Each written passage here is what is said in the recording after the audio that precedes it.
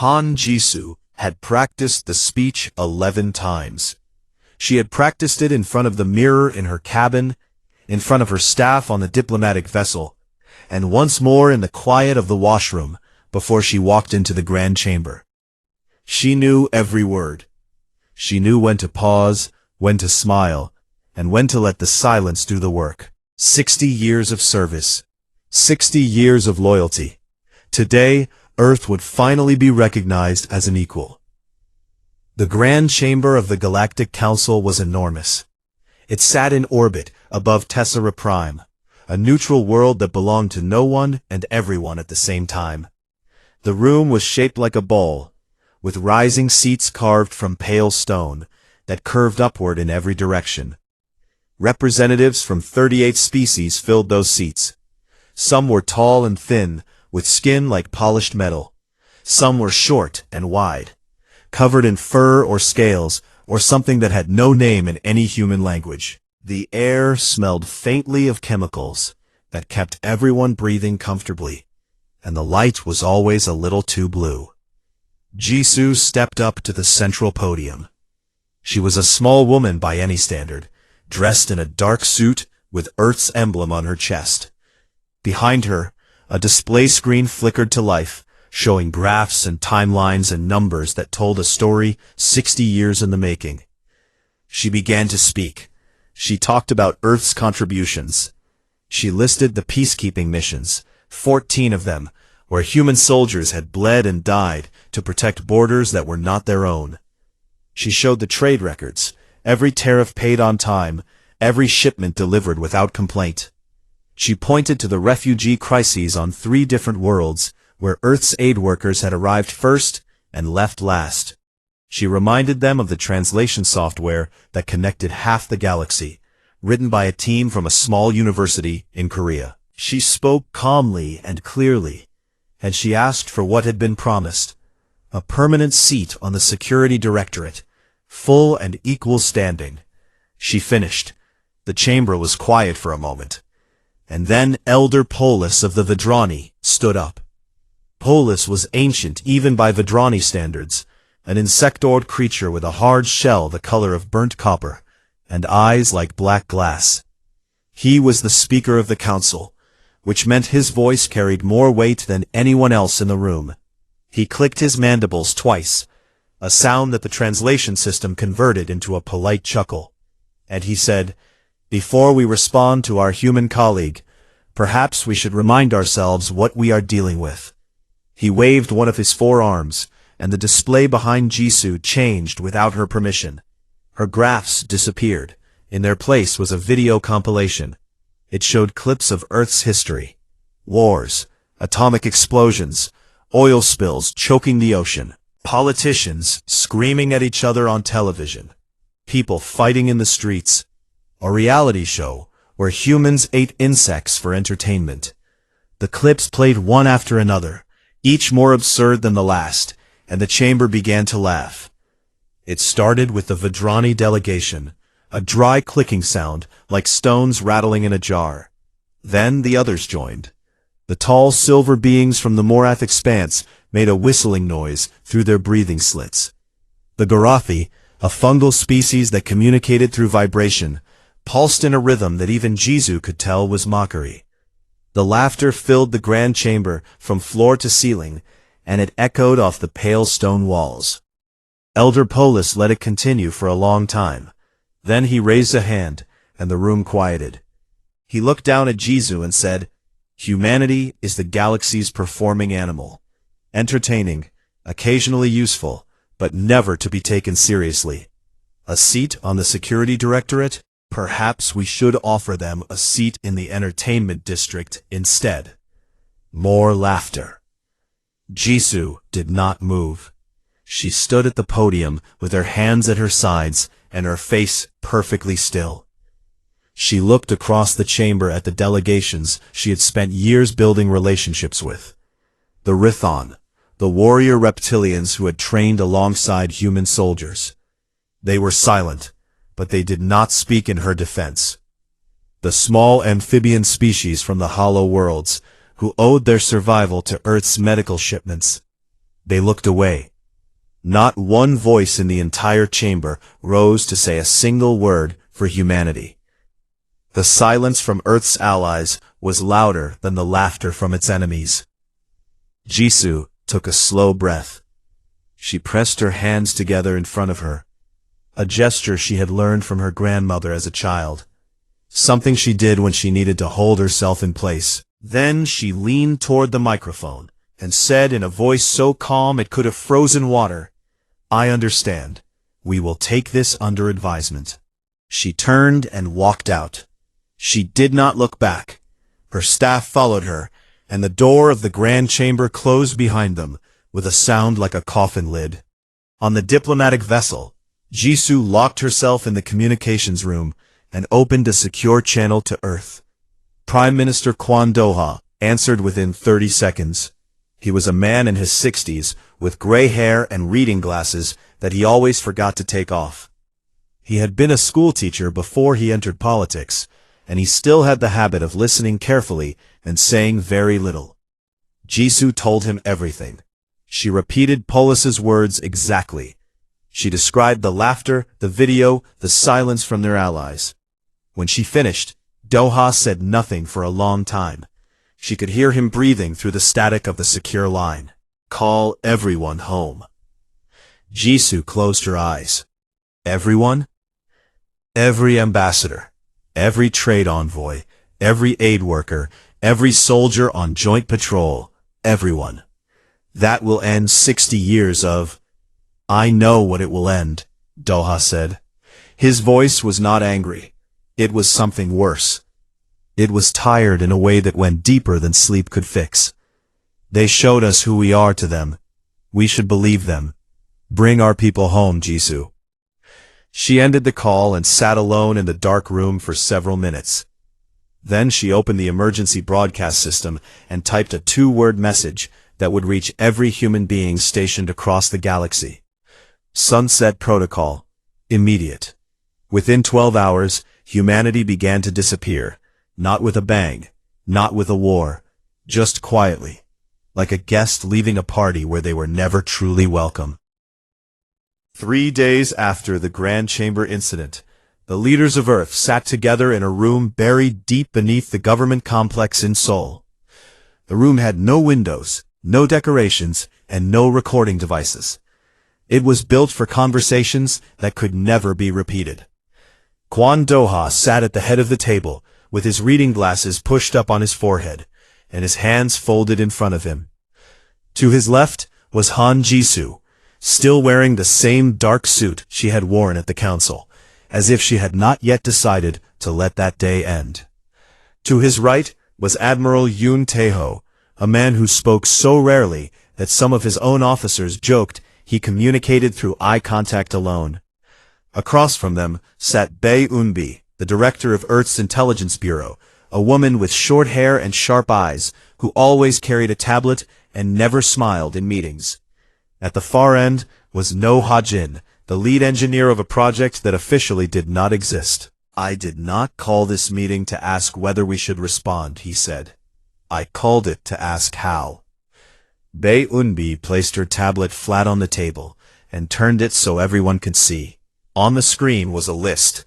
It was very, very long. "For 40 years, she said, my bureau has been quietly collecting every unfair treaty clause, every broken promise, and every exploitative trade agreement that the Council imposed on Earth since we joined." She scrolled down. The list kept going. "There are 1,247 agreements currently active between Earth and the Galactic Council or its member species. I have reviewed every single one. In roughly 80% of them, the terms are either unequal, outdated, or were signed under pressure that we were too young and too desperate to resist." She looked up from the tablet. "They overcharged us for technology that they gave to other species for free. They took patents from our researchers and filed them under Vidrani corporate law where we had no legal standing. They deployed our soldiers to border conflicts that only benefited Vidrani trade routes. And every time we asked for fair treatment, they told us to be patient." The room was silent. Do-ha turned to Admiral Tae-ho. What happens if we pull our forces from joint patrols? Tejo leaned back in his chair. He was a tall man with a face that showed nothing, and eyes that calculated everything. 31 border systems currently depend on human naval presence for security. If we withdraw, those systems will be exposed within days. Piracy will increase. Trade convoys will lose their escorts. The Council has no reserve fleet large enough to replace us. It will take them months to reorganize, and that is being generous. Doha nodded slowly. He turned to Jisoo. Draft the withdrawal notices. All 1,247. All of them? Simultaneously? Every single one. No transition period. No negotiation. They wanted to laugh, so we will give them silence. It took 48 hours. The legal team worked without sleep. At exactly midnight, Earth Standard Time, the notices were delivered electronically to every council office, every embassy, and every trade partner in the galaxy. 1,247 treaties, agreements, pacts, and memorandums of understanding, all terminated, effective immediately. The first reaction from the galaxy was amusement. The Vedrani media ran stories calling it Earth's tantrum. Commentators made jokes. Elder Polis held a press conference where he stood at his podium with his mandibles clicking in what passed for a smile, and said, "Let them sit in the dark. They will come crawling back within a cycle. Humans are emotional creatures. This is what they do." But within a week, things started to break. It began with small things. Communication relays in 12 systems went offline. These were deep space signal boosters that the Council had relied on for decades, and it turned out they were designed, built, and maintained by human engineers. Without maintenance contracts, the automated systems flagged errors and shut down. Suddenly, messages that once took seconds to cross the galaxy took hours. Then the medical supplies stopped. Earth had been the primary manufacturer of a compound called Syntholin-7, a drug used to treat a common respiratory illness that affected 6 different species. Earth had been selling it at cost as part of a humanitarian agreement. That agreement was now terminated. Hospitals on 11 worlds ran out of stock within 2 weeks. The translation software was next. The universal translation system used across the Council had been originally coded by a team from a Korean university on Earth.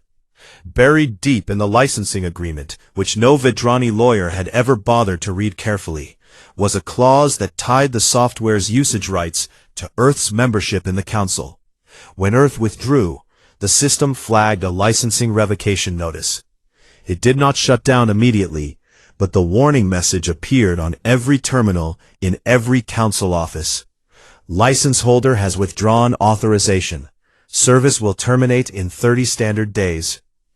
Panic was too strong a word for what followed, but confusion was not strong enough. The galaxy was discovering, one broken system at a time, that humanity had not been a guest at the table. Humanity had been the table. Admiral Tejo recalled every Earth vessel from joint patrol. He did it quietly, without announcement, the way he did everything. One day the human ships were there, and the next day they were gone. The first pirate attacks on unguarded trade routes began 4 days later.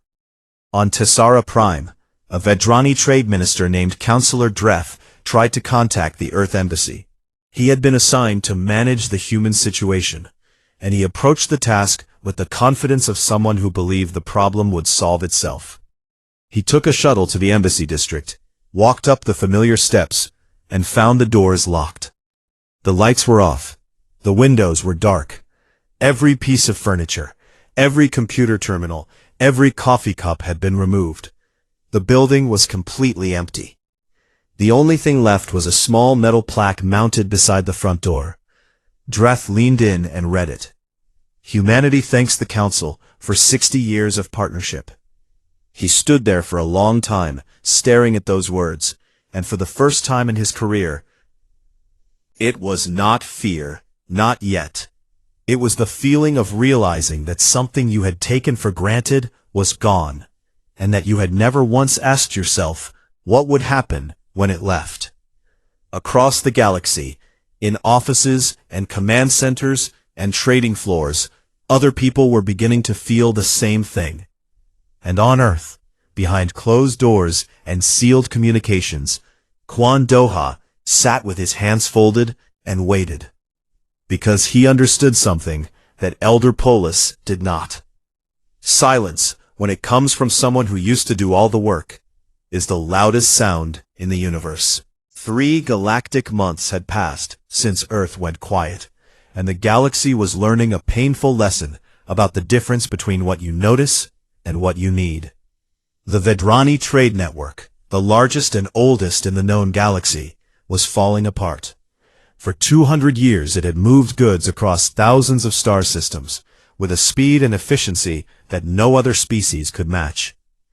What nobody had talked about, because nobody had bothered to look, was the software that made it work.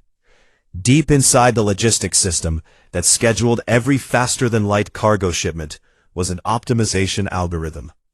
It had been written by human engineers 35 years ago as part of a minor technical assistance agreement. The Vedrani had accepted the code, integrated it into their system, and promptly forgotten who made it. That algorithm managed 60% of all cargo routing in the galaxy. When Earth's withdrawal triggered the termination of the licensing agreement, the algorithm did not crash. It simply stopped updating. Routes that once adjusted in real time to avoid delays, fuel shortages, and traffic now ran on frozen data. Shipments that used to arrive in days took weeks. Some never arrived at all. On the manufacturing world of Gas Tethara, factories shut down because raw materials were stuck in transit. On the resort moons of the Morath Expanse, food imports rotted in cargo holds that sat in the wrong system because no one could figure out how to reroute them manually. Prices for basic goods began to climb across 30 worlds, and the Vedrani economists who had laughed at Earth's withdrawal 3 months ago were no longer laughing. But the trade problems were only the beginning. 3 smaller species, the amphibian Holowai, the bird-like Setha, and the crystalline Vor, had been Earth's closest allies in the Council. On the day of the Grand Chamber, when Elder Polis mocked humanity and the room erupted in laughter, all 3 delegations had stayed silent. They had not laughed, but they had not spoken either. They had looked at their hands and waited for it to be over. Now they were paying for that silence. All 3 species had been receiving humanitarian aid from Earth. The Hollowi were recovering from a plague that had killed a quarter of their population. Earth's medical teams had been running treatment centers on their homeworld. The Setha were in the middle of a massive refugee relocation after a volcanic disaster on their northern continent. Human aid workers had been coordinating the entire operation. The Vor, whose crystalline biology made them vulnerable to a specific radiation found near their sun, depended on shielding technology that human engineers had installed and maintained for free. All of it was gone now. The doctors, the aid workers, the engineers. They had packed up and left with everyone else when the Sunset Protocol was activated. The Holowai, the Setha, and the Vor turned to the Galactic Council for replacement support. The Council held meetings. It formed committees. It produced reports. But it did not have the people, the infrastructure, or the willingness to do the work that Earth had been doing quietly for decades. The 3 species began to understand something terrible. They had not stayed silent because they agreed with Polis. They had stayed silent because they were afraid of the Vedrani. And now the only people who had ever actually helped them were gone because of that fear. In the military sphere, the situation was no better. Admiral Yun Teho had withdrawn Earth's fleet so cleanly that it was almost artistic. He had given no warning, made no threats, issued no statements. The ships simply turned around and went home.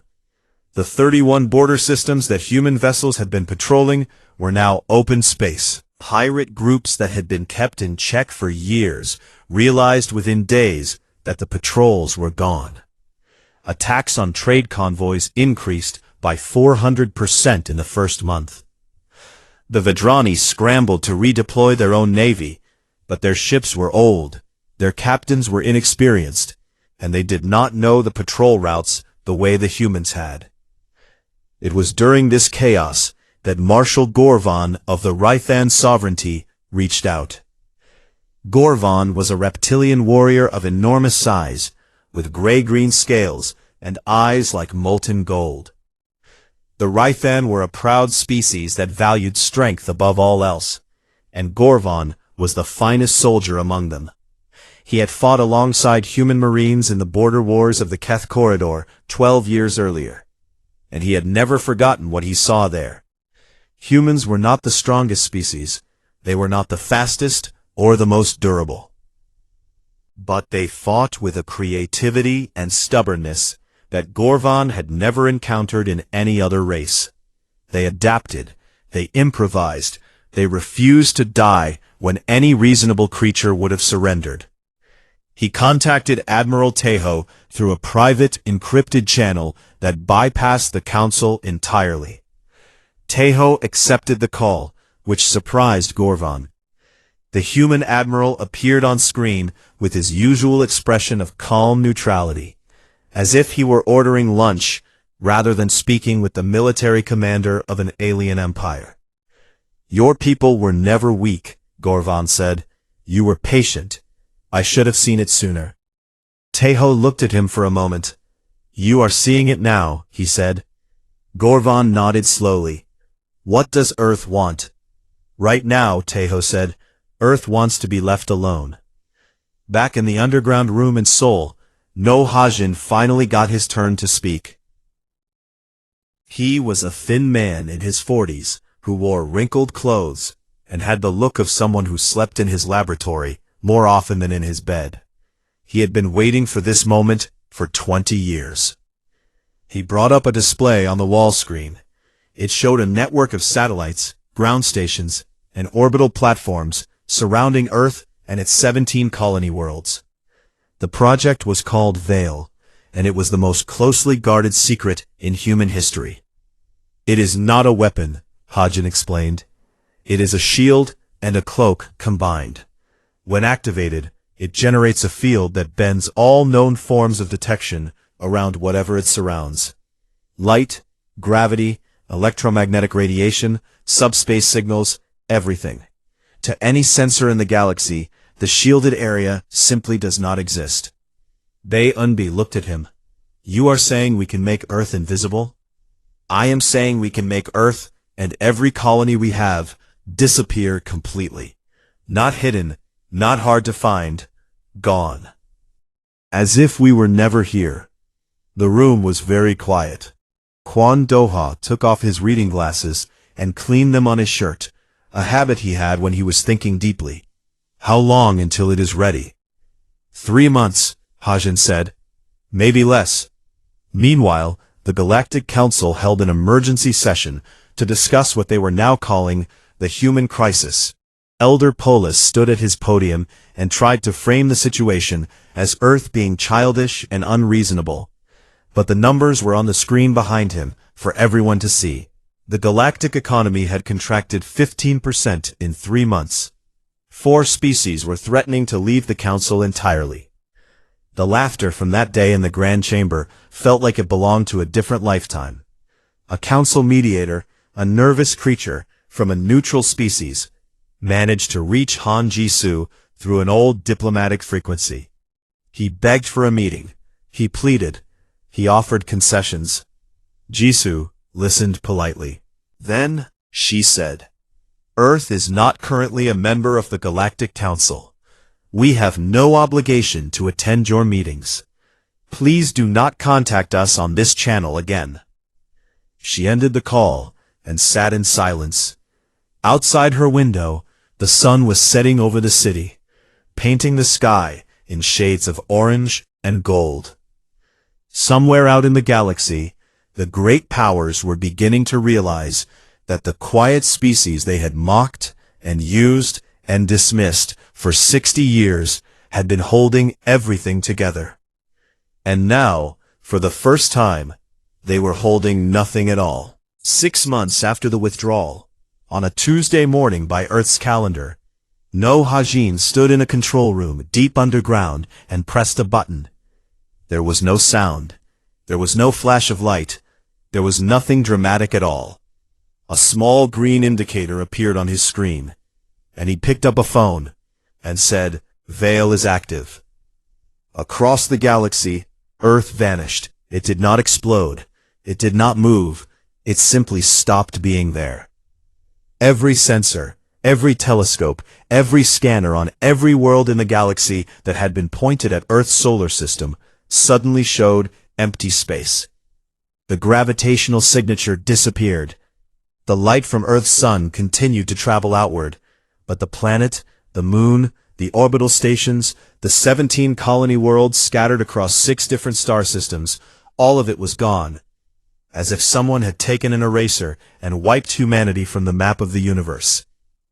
The first to notice were the Vedrani deep space monitoring stations. An operator on a listening post in the outer rings of Vedrani space saw the readings change and assumed it was a system error. He restarted the equipment. The readings were the same. He contacted his supervisor, who contacted her supervisor, who contacted the Vedrani Naval Command. Within an hour, the information had reached Elder Paulus. Paulus ordered a scout fleet to Earth's last known coordinates. 12 Vedrani warships made the jump to Earth's solar system and arrived at the exact point where the blue planet should have been, orbiting its yellow star. They found nothing. Their sensors showed empty vacuum. No planets, no debris, no energy signatures. One captain flew his ship through the coordinates where Earth should have been, and reported that he passed through without resistance. There was simply nothing there. The Vedrani did not understand. They could accept that a planet might be hidden from sensors. Cloaking technology existed, though it was limited and imperfect. But to hide a planet's gravity, to hide an entire star, to make 17 worlds across 6 systems vanish simultaneously, that was not technology. That was something beyond anything the Council had ever encountered. Panic was the right word now. Emergency sessions were called across the galaxy. Military fleets were mobilized, though no one could agree on where to send them. Scientists argued about whether Earth had been destroyed by some unknown catastrophe, but there was no evidence of destruction. Intelligence agencies scrambled to find any trace of human communication, any signal, any whisper. There was nothing. Humanity had gone silent in a way that was total and absolute. And then, in the middle of this chaos, Bei Unbi played her final card.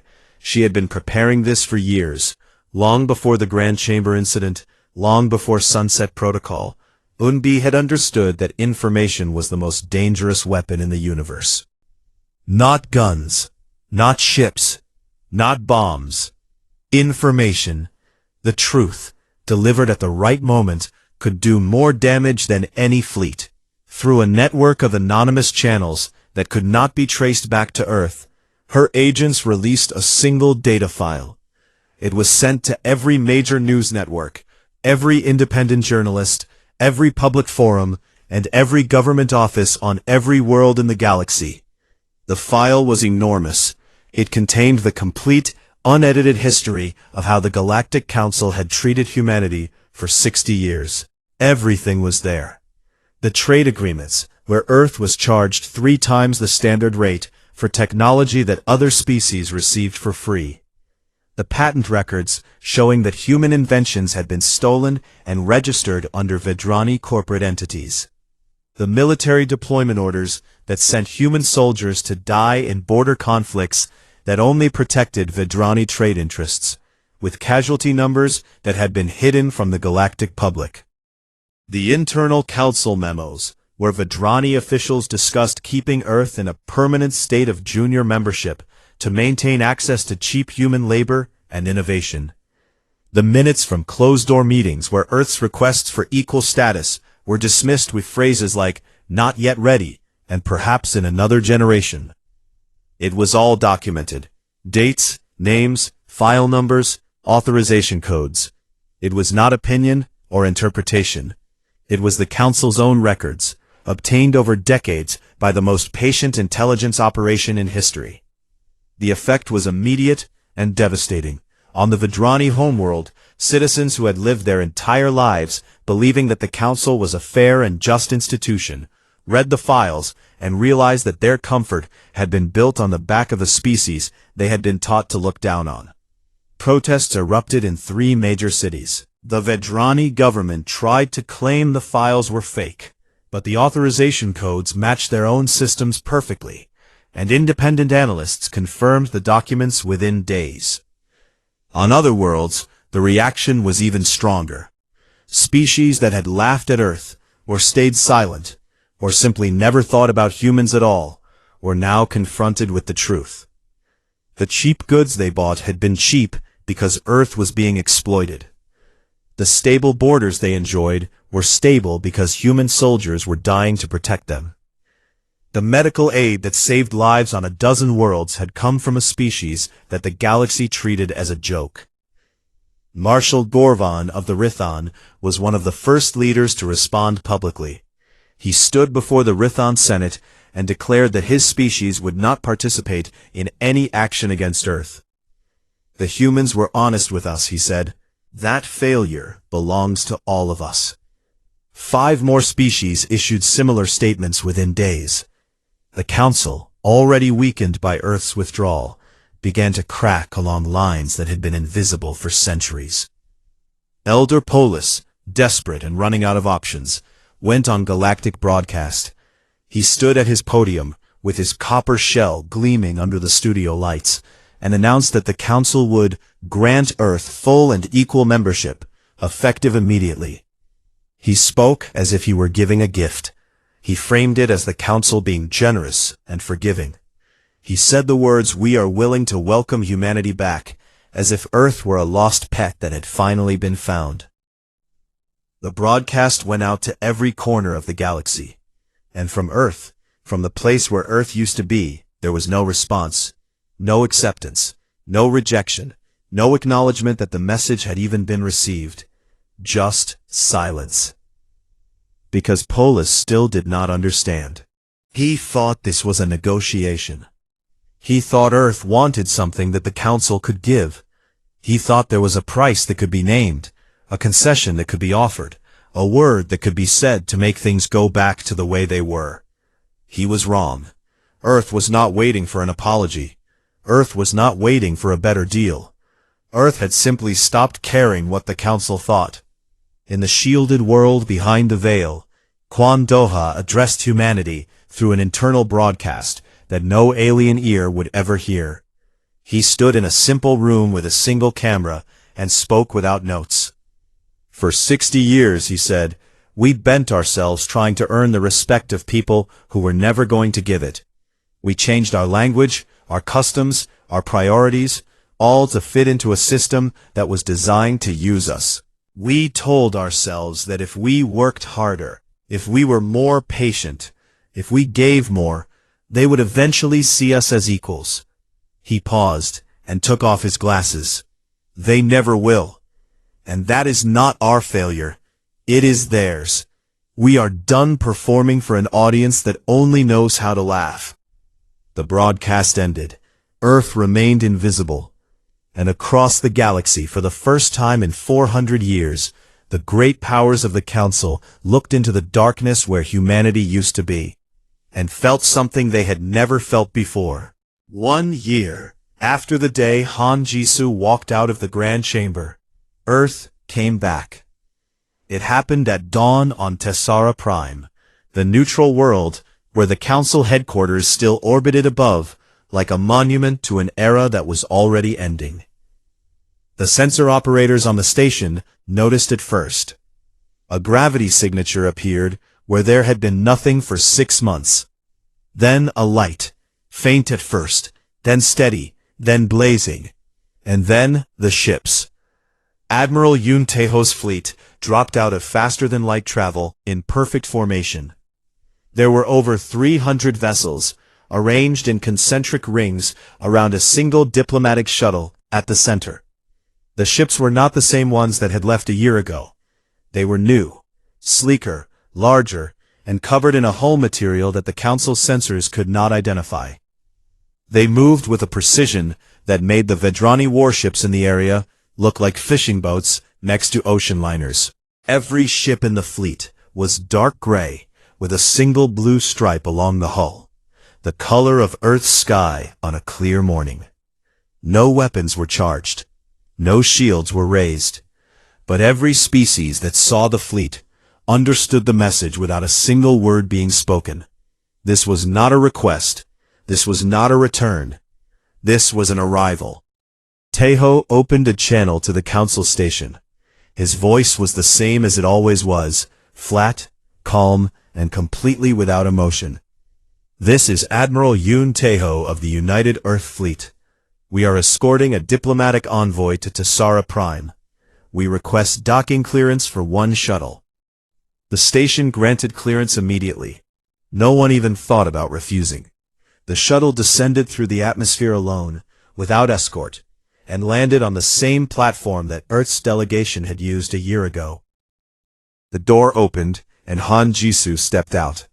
She wore the same dark suit, the same emblem on her chest. She carried no documents, no tablet, no display device. She walked across the platform, with her hands at her sides. And the station guards, who had been assigned to greet her, found themselves stepping back to make way without being asked. The Grand Chamber was different now. A year ago, it had been full. 38 species packed into the curved stone seats, the air thick with the sounds of different languages and the hum of translation systems. Today, the room was less than half full. 12 species had left the Council in the months following Earth's withdrawal, unable to sustain the economic and military costs of an alliance that no longer functioned. The Rithon seats were empty because Marshal Gorvan had pulled his people out to form an independent bloc. Several smaller delegations sat in clusters, unsure of whether they still belonged. Elder Polis was there. He sat in the speaker's chair at the top of the chamber. His copper shell, which had once gleamed under the blue lights, was dull. His movements were slower. The confidence that had filled his voice on the day he mocked humanity was gone, replaced by something tight and careful, like a creature that had finally realized it was standing on thin ground. Jisoo walked to the central podium, the same podium where she had stood a year ago and delivered a speech, full of hope and good faith. She placed her hands on the surface and looked out at the chamber. She did not smile. She did not frown.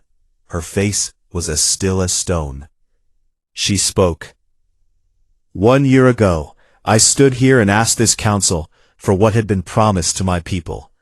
Equal standing. A voice in the decisions that affected our lives. I was answered with laughter. She paused. I will not repeat what was said that day. Everyone in this chamber remembers it. And if they have forgotten, the recording is available on every public network in the galaxy, along with the documents that show exactly how this council treated humanity for 60 years. She let the silence hang for a moment. I am not here to make a proposal. Earth is not applying for membership. Earth is not requesting a seat at any table. Those days are over.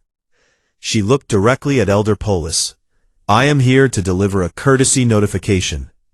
She straightened her back and spoke clearly, so that every translator in the room could capture every word. Earth will re-engage with the galactic community on its own terms. We will not do so through the Galactic Council, which we no longer recognize as a legitimate governing body. Instead, we will establish direct, bilateral treaties with individual species. These treaties will be based on mutual respect, transparent terms, and equal benefit. Any species that wishes to partner with humanity may submit a formal request through our diplomatic channels. Each request will be reviewed individually. There will be no automatic acceptance. A murmur moved through the chamber. Polis leaned forward in his seat. You cannot simply... Elder Polis, Jisoo said. and her voice cut through the room like a blade through silk. She did not raise her volume. She did not need to. You had 60 years of our loyalty, our labor, our soldiers, our scientists, our good faith. You repaid it with laughter and exploitation. These are not negotiations. This is a courtesy notification. You may take it under advisement. She used his own words from that day, the exact phrase the council used when they dismissed petitions from junior members. Every being in the chamber recognized it, and the effect was like a door slamming shut. For the first time in his long career, he had no response. Jisoo turned and walked out of the grand chamber for the second time. But this time, the silence behind her was not the silence of dismissal. It was the silence of a room full of beings who understood that the balance of power had shifted permanently, and the Bay had done it to themselves. The Rithan were the first to sign a bilateral treaty with Earth. Marshal Gorvon flew to Earth personally, the first alien to be allowed through the veil, and met with Kwon Doha in the same underground room where the withdrawal had been planned. The treaty was 3 pages long, simple language, equal terms. Gorvon read it, looked up, and said, "This is the most honest document I have ever signed." 12 other species followed within the first month. The old Galactic Council dissolved before the year was out. It did not end with a dramatic final session or a formal vote. It simply bled members until there were not enough left to hold a meeting. What replaced it, slowly, over time, was a looser federation of species, built not on the old Vidrani model of hierarchy and control, but on a framework that Han Jisoo helped design. It was not perfect. No system built by living beings ever is, but it was fairer, and it was honest, and it did not require anyone to beg for the right to be treated with dignity. Kwon Doha gave one final address, this time broadcast openly to the galaxy. He stood in the same simple room, with the same single camera, and he spoke the same way he always did, like a teacher explaining something important to students he cared about. Humanity did not leave the galactic community because we were weak, he said. We left because we finally understood our own worth. We spent 60 years asking for respect, and we learned that respect is not something you can ask for. We had to earn it. It is something you define for yourself, and then you simply do not accept its absence. We are not angry, we are not seeking revenge. We are simply moving forward. And we invite anyone who wishes to walk beside us to do so. As equals. Nothing more, nothing less. The broadcast ended. Across the galaxy, on 100 different worlds, beings of every shape and kind watched the human leaders speak, and understood, perhaps for the first time, that the quiet species they had overlooked for so long had never been small. They had just been waiting for the galaxy to be ready to see them clearly. In his laboratory on Earth, No Hajin stood at the Veil control console and ran his hand across the panel. The system was in standby mode now, sleeping but not off. Bei Unbi appeared in the doorway behind him, arms crossed. "Are you going to shut it down?" she asked. Hajin looked at the console for a long moment. Then he smiled, just slightly, and shook his head. "I will keep it ready," he said, "just in case they forget again." He turned off the lights and closed the door. Behind him, in the dark, a single green indicator glowed steadily on the panel, patient and quiet, like the people who built it.